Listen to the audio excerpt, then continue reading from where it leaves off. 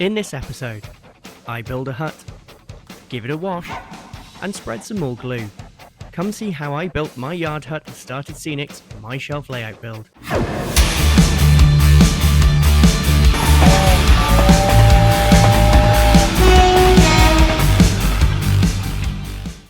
Hello, and welcome to Rob's Rails and episode 4 of my shelf layout build. In this one, now that the ballast is down and the track complete, I make use of the Wills Kit's plate layers hut to build a yard hut for the layout, before starting on the base layer of scenery with some universal ground cover from true to scale model aggregates. This is my first time painting and putting together a plastic kit building, and I'm happy with the result and how the scenery is starting to take shape.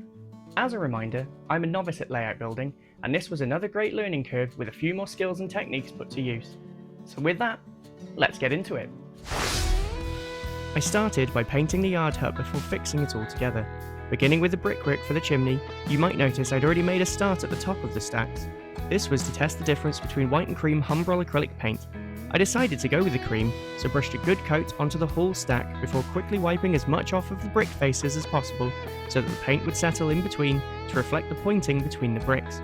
I was happy with the brick colour the kit came in, so just went straight in for the pointing, although the light bit of paint left on the bricks after I'd wiped it away made for a nice weathering effect.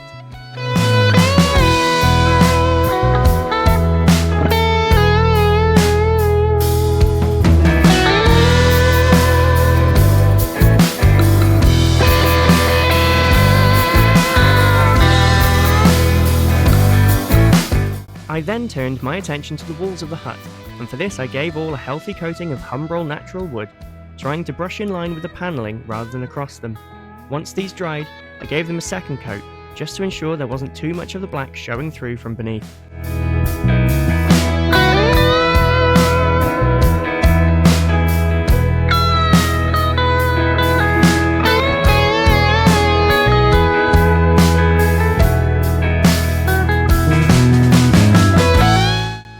It was the turn of the roof panels, which were looking a bit too fresh in the grey they came in.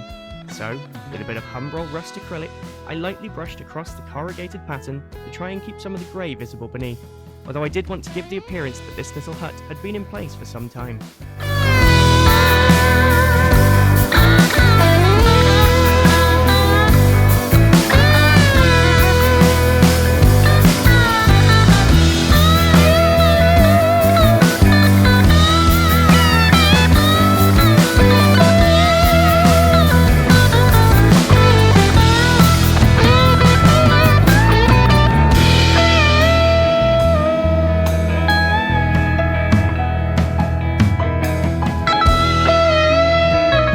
As the roofs were drying, I dusted on some Humbrol light rust weathering powder, which, as you'll see, I went in a bit too heavy with at first.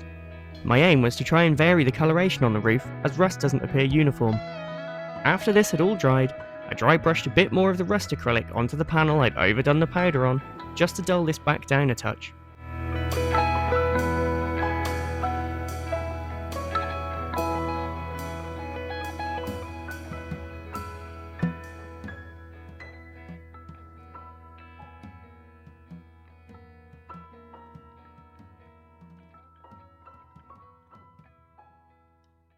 Once the wall panels were dry, I picked out the window frame and door with some Humbrol light green. At first, I went in a bit too heavy with the paint on the window frame. There's a theme appearing here, but managed to take the worst of it back off after I turned the camera off and stopped having a mini meltdown.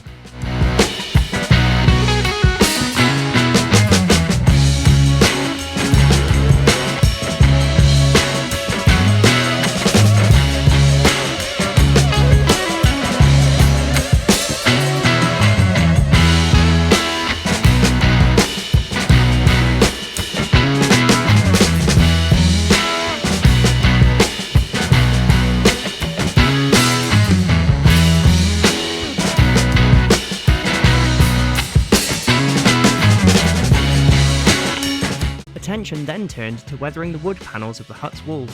For this, I lightly, for my hand fists at least, dry brushed some white acrylic over the panels to pick out some of the wood grain detail and make the wood look a bit more aged. I also did this on the panels with the door and window, making sure to pick some detail out on those too.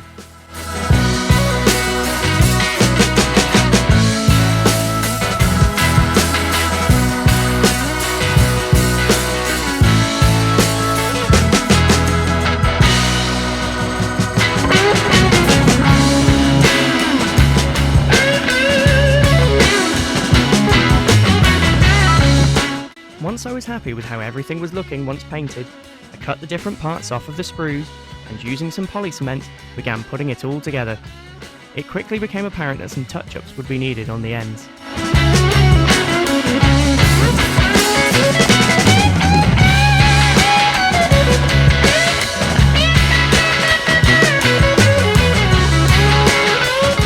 The chimney stack was a bit more fiddly, with having to bend the thinner edges to line them up with the front and back panels. So fiddly, in fact, that I completely forgot I was attempting to film the process.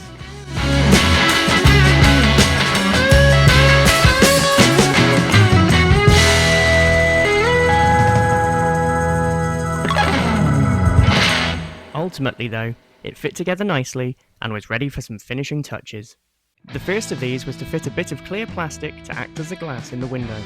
For this, I cut off a bit of the packaging the kit came in, as recommended on the box, and again using the poly cement, rather awkwardly managed to fit it behind the window frame.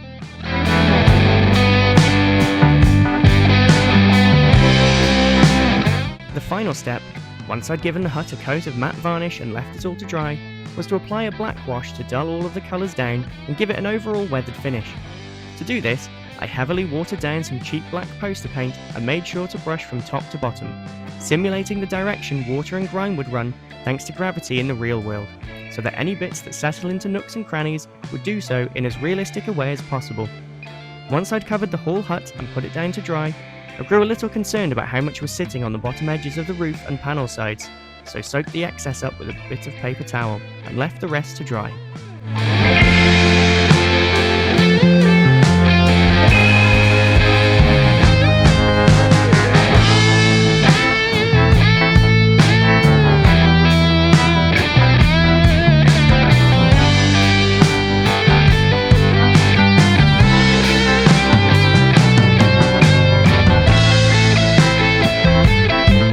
As it dried, I made a start on the Scenics at the right-hand end of the layout around the sidings. Firstly, using some of the excellent flexible Drystone walling from that model railway guy, I placed a wall just in from the back edge of the layout so that I can add some scenery behind here later to give a sense of depth and that the world continues on behind. These fit together perfectly and were stuck down with a spot of superglue, making it a quick and easy way to build an effective looking wall. I then spread some neat PVA glue over the areas I planned to cover and using some universal ground cover from true to scale model aggregates, set about giving the ground around the sidings a good base scenic layer.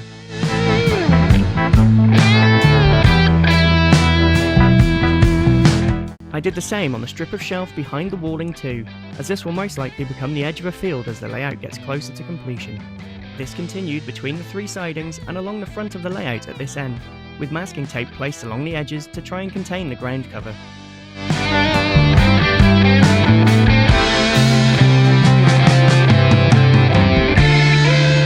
After the near disaster with my initial attempt to set the ballast in place, I gave everything a very healthy spray with water before going in again with a 50-50 mix of PVA and water, with a few drops of washing up liquid added in to break up the surface tension, and this time making use of a pipette rather than a syringe.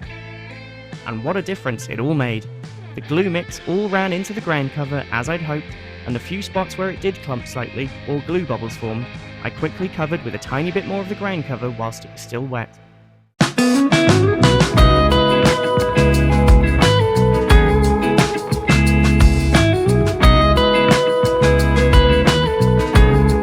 With the yard hut dry, I then used the same techniques along the front of the layout, where the main yard area will be. Again, I covered the whole area with neat PVA before scattering a layer of universal ground cover. When spraying water over this section, the ground cover seemed to clump up more so than it had along the thinner strips I'd done previously. I persevered though, and just like before, once I'd got the 50-50 PVA and water mix down, I scattered another layer over the top of this again. Lastly, I placed the yard hut down into the glue, scattered a bit more ground cover around the edges of it to blend it in, and left everything to dry.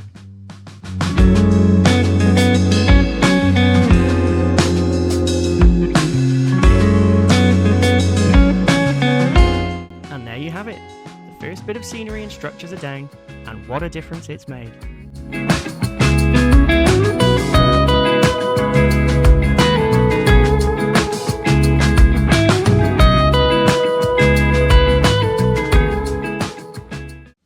time, I'm going to turn my attention to the other end of the layout and start to build up the embankment and bridge area. If you enjoyed this video, please give it a like, subscribe to the channel if you want to see how the rest of this layout build turns out, and let me know your thoughts on kit buildings and base scenic layers in the comments below. As always, thank you for watching, and I'll see you in the next one on Rob's Rails.